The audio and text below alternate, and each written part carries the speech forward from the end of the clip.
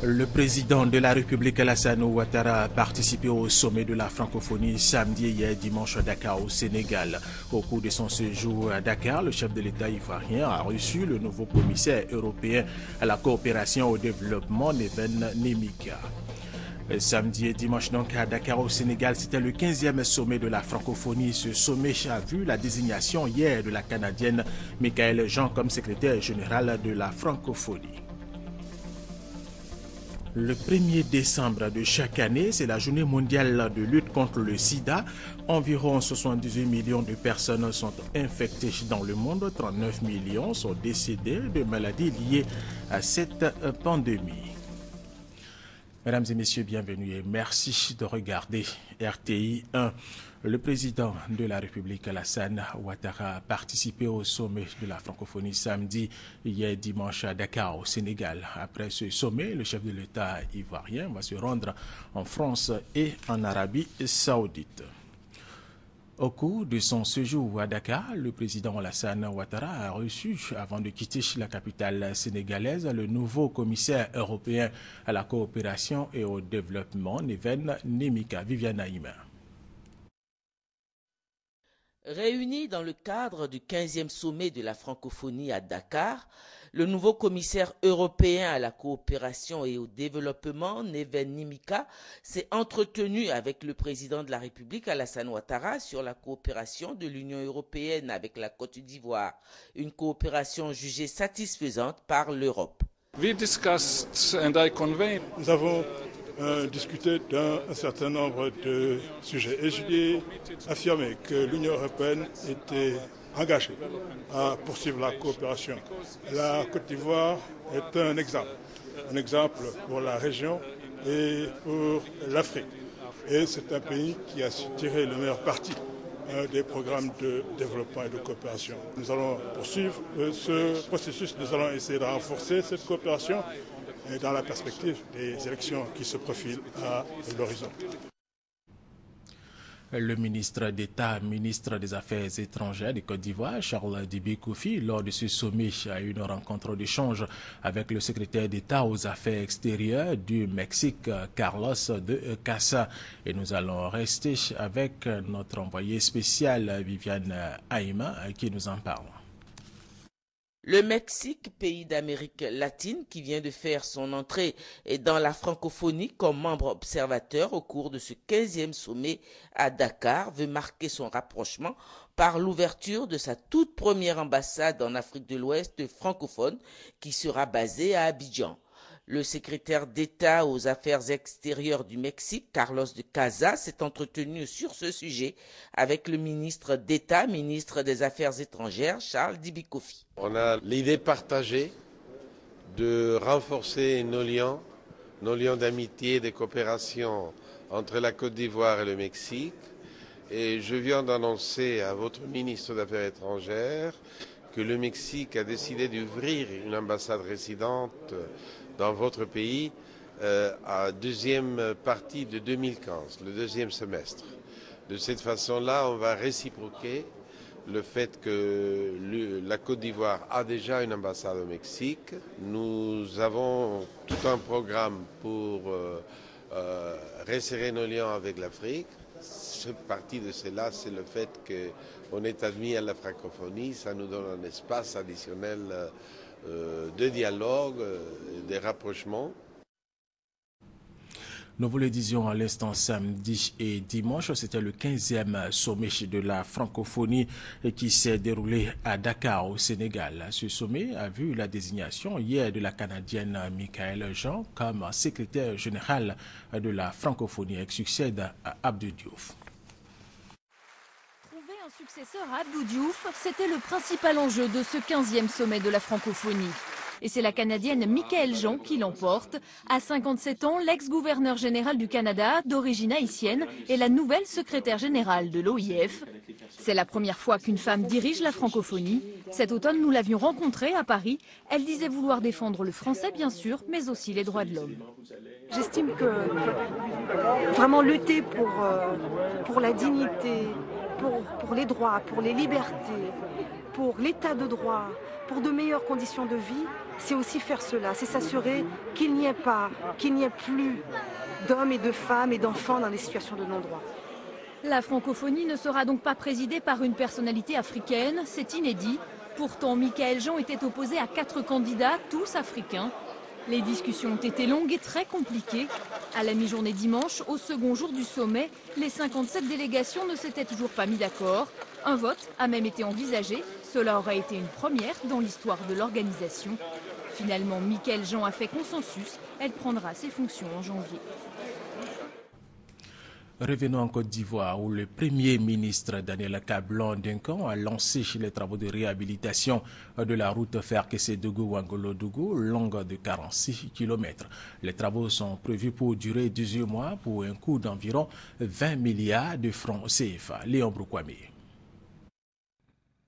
Le calvaire des usagers de l'axe Ferkessé-Dougou-Wangolo-Dougou, frontière Burkina Faso et Mali, un souvenir dans 18 mois. Ce coup de pioche du Premier ministre Daniel Kablan-Duncan marque le début des travaux de rénovation de cette route longue de 46 km. Des travaux aussi pour renforcer la voirie à l'intérieur des communes de Ferkessé-Dougou et de Wangolo-Dougou. De cette voie de 46 km qui va être revêtue, il va y avoir l'aménagement d'aires de repos entre Ferké et Wangolo, la réalisation d'ouvrages d'assainissement et de drainage, la réalisation de trottoirs pour les 2 roues et les piétons. Coût global des travaux, 20 milliards de francs CFA financés par la France à travers le C2D, le contrat de désendettement et de développement. Son ambassadeur Georges Serre plaide pour la longévité de l'œuvre. En réponse, rassure le Premier ministre, le gouvernement va encore installer 6 stations de pesage, dont une à Ferkessé-Dougou. Le but, lutter contre la surcharge et éviter la dégradation précoce de l'axe Ferké-Wangolo, une route pour améliorer le développement de la région du Tchologo et consolider la position de locomotive économique de la CEDEAO à la Côte d'Ivoire, position illustrée par les échanges commerciaux entre le pays et ses 2 voisins, le Burkina Faso et le Mali. À travers donc le renforcement de l'axe Ferké-Wangolo-Dougou, c'est un nouvel axe d'intégration sous-régionale qui sera remis à neuf. Preuve s'il en est besoin de l'engagement du président de la République de faire de l'intégration sous-régionale une réalité tangible et un axe majeur de sa politique de développement. La réhabilitation de l'axe Ferké-Wangolo vient compléter la liste des projets mis en œuvre depuis 2012 sous l'impulsion du président de la République Alassane Ouattara pour désenclaver les régions du pays et assurer la relance de leur économie. Elle est donc saluée par les populations du Tchologo, encore que ce projet intervient avant la réalisation prochaine du port sec de Ferké et la réhabilitation du tronçon Ferké-Boaké.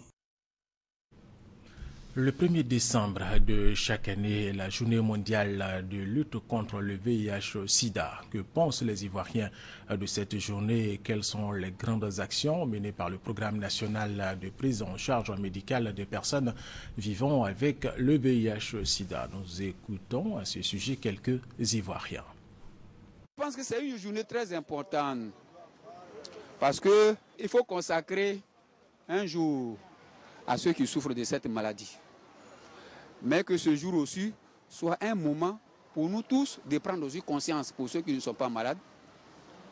Donc moi je pense que la journée est très belle, elle est bienvenue. Je crois que c'est une bonne journée pour sensibiliser les gens sur les dépravations sexuelles, pour que les gens puissent normalement s'apprêter à se préserver d'une certaine manière, afin d'arriver au mariage, je crois, de manière très correcte. Si on regarde la situation aujourd'hui comparée à ce que la situation était en 90, il y a eu beaucoup de progrès à travers toutes les actions qui ont été menées, à travers le ministère et ses partenaires. Quand je dis partenaires du ministère, c'est les partenaires techniques financiers. Il y a aussi les organisations de la société civile qui ont fait un grand travail d'information, d'éducation, de communication qui a permis aujourd'hui d'être là où nous sommes. Et donc, je dirais sûrement que le travail qui a été fait a permis de prendre conscience. Nous vous le disions dans nos titres. Donc aujourd'hui, c'est la journée mondiale de lutte contre le sida. Environ 78 millions de personnes sont infectées dans le monde. 39 millions sont décédés de maladies liées à cette pandémie. Nous allons nous intéresser maintenant au Fonds mondial de lutte contre le VIH-Sida, la tuberculose et le paludisme. Une fondation qui a pour mission de recueillir, de gérer et de distribuer des ressources par le biais de coordination nationale. Sephora Zedji, Abou Sanogo. En Côte d'Ivoire, le taux de prévalence du VIH-Sida est de 3,7%. 370 000 personnes vivent avec le VIH-Sida. Parmi eux, 72 000 enfants de moins de 15 ans. Ces chiffres alarmants ont abouti à la création en 2002 du Fonds mondial de lutte contre le VIH-Sida, la tuberculose et le paludisme. Le Fonds mondial de lutte contre le sida, la tuberculose et le paludisme a été créé pour sauver des vies et diriger l'argent de la communauté internationale vers les pays qui en ont le plus besoin. Le Fonds mondial est une institution financière qui existe grâce à des financements de personnes volontaires et de pays volontaires. Pour la lutte contre le VIH-Sida en 2013, ce sont plus de 45 milliards de francs CFA qui ont été décaissés par le Fonds mondial à travers l'instance de coordination nationale. Jusque-là, c'est près de 148 milliards qui ont été décaissés pour la Côte d'Ivoire. En ce qui concerne la lutte contre le VIH, c'est 45 milliards qui ont été décaissés. Mais nous avons soumis une proposition qui a été acceptée par le Fonds mondial et qui a commencé à être mise en œuvre en 2014. Pour cette subvention-là, le Fonds mondial nous a donné un montant de 62 milliards de francs CFA. Depuis sa création, le Fonds mondial a fait du traitement et de la prévention du sida une réalité pour des millions de personnes. Notons que le taux de transmission du VIH est en net recul en Côte d'Ivoire. Le virus Ebola continue de sévir en Afrique de l'Ouest, au Libéria, en Guinée et en Sierra Leone, avec quelques cas au Mali. La maladie a fait près de 7000 morts selon l'Organisation mondiale de la santé. La communauté guinéenne de Côte d'Ivoire a décidé de soutenir les malades d'Ebola et cela par la prière. Et cette prière s'est déroulée à la mosquée libanaise de Marcory. Venance Emmanuel. Prière pour l'éradication de la fièvre hémorragique à virus Ebola au complexe culturel Al-Zahra de Makori. L'initiative est de la communauté guinéenne vivant en Côte d'Ivoire. À travers cette prière, elle entend implorer la clémence de Dieu afin qu'il mette fin à cette épidémie qui a fait déjà des milliers de victimes. Nous sommes soucieux au sein du Conseil des Guinéens résidant en Côte d'Ivoire depuis le début de cette maladie et on est convaincus qu'après cette prière, l'Ebola sera éradiqué. Pour cette initiative, la communauté guinéenne a bénéficié du soutien des autres communautés de la CEDEAO vivant en Côte d'Ivoire et aussi du concours de la communauté libanaise qui a offert sa mosquée pour la prière. Cette cérémonie est non seulement encourageante, mais elle permet d'espérer que Ebola sera bouté hors non seulement du territoire de la Guinée, du Libéria, de la Sierra Leone et des pays concernés, mais de tout le continent. Les frères guinéens ou bien d'autres qui pensent à nous pour faire le doua ensemble, pour partager ensemble devant le bon Dieu, pour qu'on se réconcilie tous les événements, tout le mal, surtout l'Ebola qu'on connaît aujourd'hui. La Côte d'Ivoire n'est pas restée en marge de cet élan de solidarité.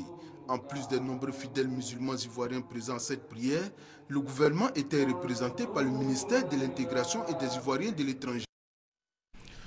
Le virus Ebola, nous vous le rappelons, continue de sévir en Afrique de l'Ouest, au Libéria, en Guinée, en Sierra Leone, avec quelques cas au Mali. La maladie a fait près de 7000 morts selon l'Organisation mondiale de la santé. Tout à fait autre chose, mettre en œuvre une politique de réduction des risques liés aux matières et déchets d'origine nucléaire, radiologique, biologique et chimique, NRBC, et aussi lutter contre le trafic illicite de ces matières. Ce sont ces préoccupations qui ont réuni le comité national NRBC, cellule technique du ministère de l'Environnement, un atelier d'élaboration de plans d'action contre les menaces de l'environnement. Félicia Mani, Grace Kando. Déchets toxiques, pollution maritime, sachets plastiques, des menaces pour l'environnement et le bien-être des populations.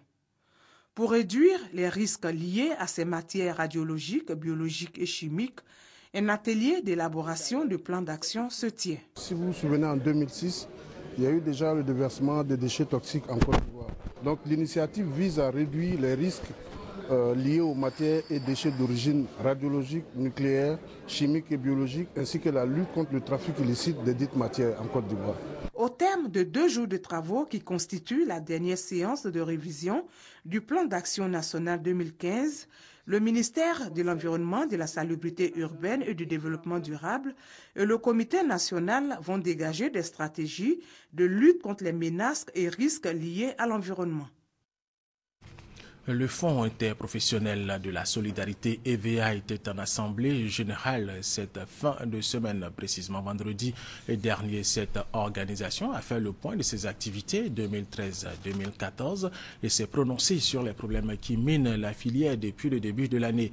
Des problèmes liés au prix d'achat du kilogramme de caoutchouc qui est passé de 1000 francs CFA en 2013 à 269 francs en 2014. Doigt de laser.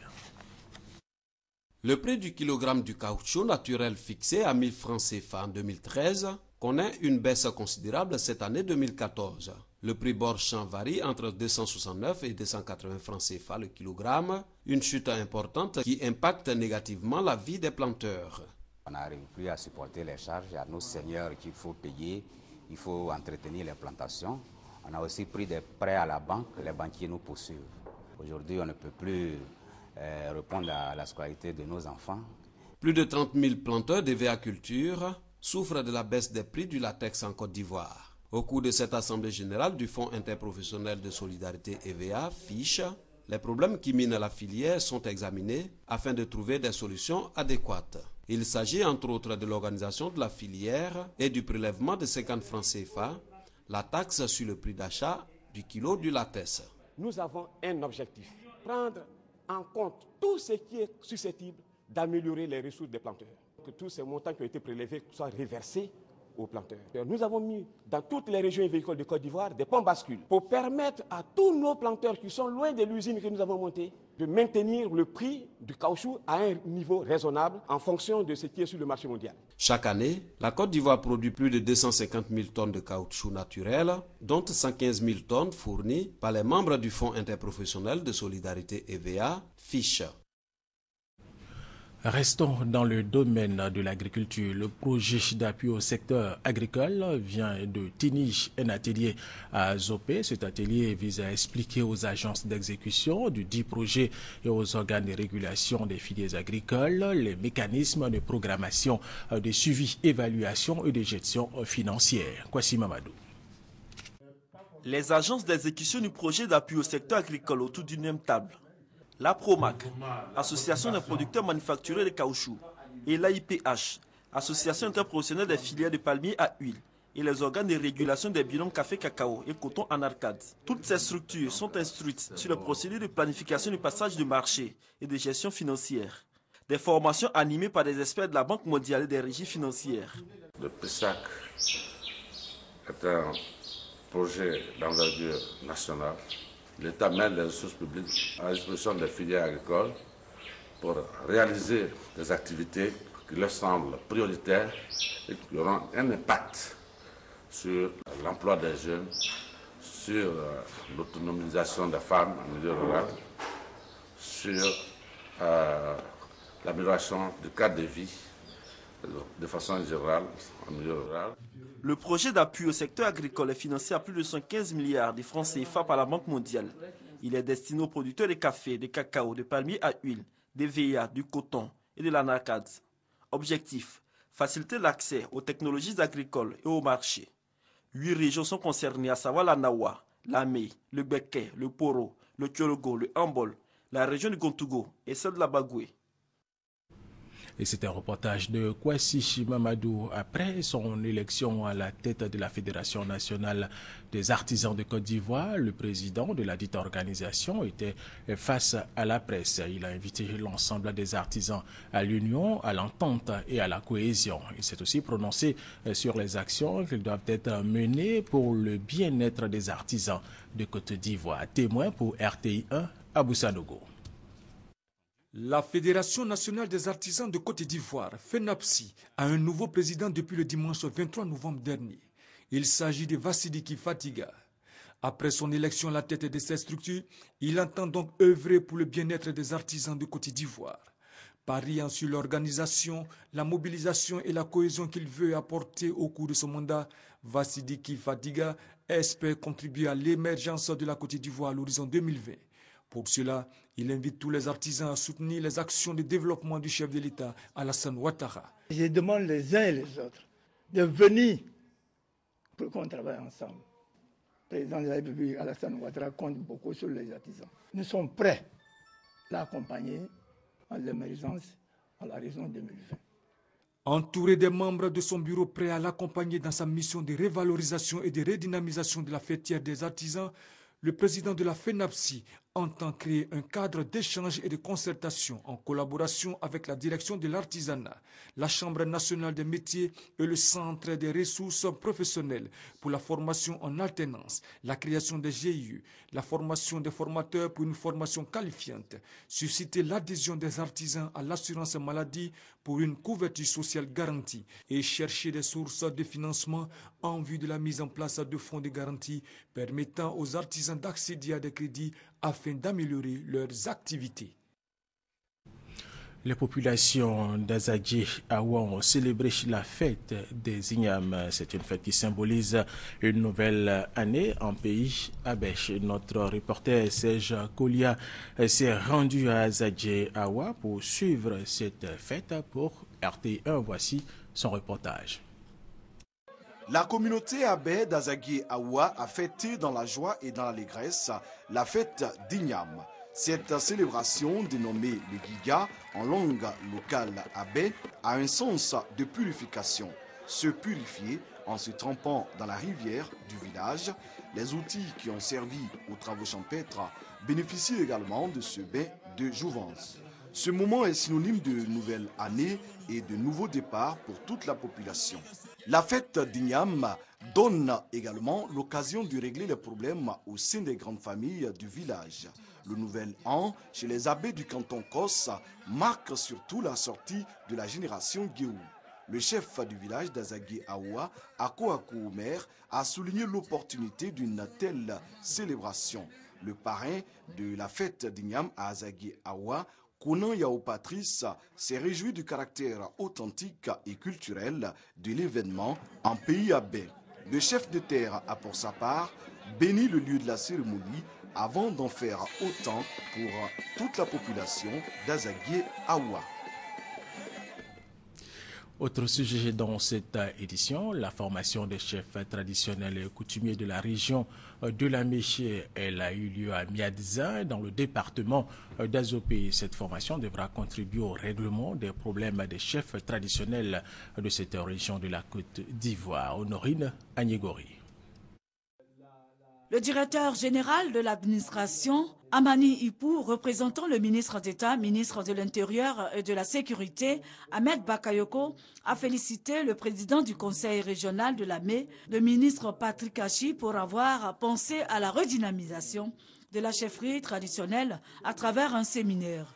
Il a ensuite dit combien le gouvernement est attentif aux problèmes de la chefferie. C'est ce qui explique, dira-t-il, la prise de la loi en lieu et place de l'arrêté colonial de 1934, et ce, pour une meilleure lisibilité de la fonction de chef de village. Ipou Amani a expliqué le contenu et l'esprit de la nouvelle loi et a indiqué qu'avec la création d'une Chambre nationale des rois et chefs traditionnels et un directoire, c'est une rupture totale qui vient de s'opérer avec l'arrêté colonial. Il a par ailleurs insisté sur le droit de réserve et d'impartialité dont le chef doit entourer désormais toutes ses actions. Le président du conseil régional de la Mé, le ministre Patrick Achi, a traduit à son tour sa gratitude au chef de l'État pour son encouragement à la tenue du séminaire sur la redynamisation de la chefferie traditionnelle à travers la prise en charge du financement, et au ministre d'État, ministre de l'Intérieur et de la Sécurité, Ahmed Bakayoko. Et ce, pour avoir non seulement permis au directeur général de l'administration de le représenter, mais aussi pour pour l'avoir autorisé à expliquer le contenu et l'esprit de la nouvelle loi portant statut des rois et chefs traditionnels de Côte d'Ivoire. La MUDECO, la mutuelle pour le développement du département de Korogo, a un nouveau président. Il a été élu pour 4 ans au cours d'une assemblée générale. La cérémonie a été parrainée par le ministre d'État, secrétaire général de la présidence, Amadou Gon Coulibaly. Nous reviendrons. Des manifestants ont protesté samedi au Caire, non loin de la place Tahrir. Ils dénonçaient l'abandon des charges pour meurtre contre l'ex-président Hosni Moubarak. Plusieurs d'entre eux ont été interpellés. La tension était donc montée d'un cran en Égypte. Ils ont bravé l'interdiction de manifester et se sont rassemblés près de la place Tahrir pour crier leur colère. Une mobilisation spontanée qui fait suite à l'acquittement de Hosni Moubarak. L'ex-homme fort du pays était jugé pour son rôle dans la répression des manifestations en 2011. Je n'étais pas là en janvier 2011, j'étais à l'étranger, mais j'ai des amis, des proches qui sont morts pendant la révolte. Et là on acquitte Hosni Moubarak, cela me choque. Nous oublions aujourd'hui nos appartenances politiques, que l'on soit laïque ou islamiste, nous sommes rassemblés ensemble pour dire non à Hosni Moubarak, non au régime en place. Le rassemblement, qui a regroupé 1 millier de personnes à peine, a vite été dispersé. Le face-à-face avec la police a fait 2 morts et 9 blessés. À part quelques petits regroupements, le verdict du procès Moubarak n'a pas suscité de vives réactions. Lassés par 3 années d'instabilité et de troubles, les Égyptiens semblent avoir tourné la page de la révolution. Le temps a donc joué en faveur de l'ancien raïs. Condamné à perpétuité en 2012, Hosni Moubarak est aujourd'hui blanchi. Emprisonné pour corruption, il pourrait bénéficier d'une remise de peine et d'une libération anticipée. Poursuivons l'actualité à l'étranger, cette fois hors du continent, avec des informations brèves en provenance de la France, de l'Afghanistan, de Taïwan et de la Turquie, où le pape François a parlé de paix. Au 2e jour de son voyage en Turquie, le pape François s'est recueilli samedi dans la célèbre mosquée bleue d'Istanbul. Un moment de dialogue interreligieux dans un pays musulman qui ne compte que 80 000 chrétiens. Le pape François devait rencontrer dimanche des jeunes d'Irak et de Syrie réfugiés en Turquie. Le souverain pontife a déploré les graves persécutions qu'ils subissent dans ces 2 pays en guerre. Ces cris, nous les entendons tout particulièrement ici, car des pays voisins sont meurtris par une guerre atroce et inhumaine. Cuisante défaite électorale du Kuomintang, le parti au pouvoir à Taïwan, favorable à un rapprochement avec Pékin, a perdu la plupart des municipalités qu'il tenait. Endossant la responsabilité de cette déroute électorale, le Premier ministre Jiang Yiwa a immédiatement annoncé sa démission.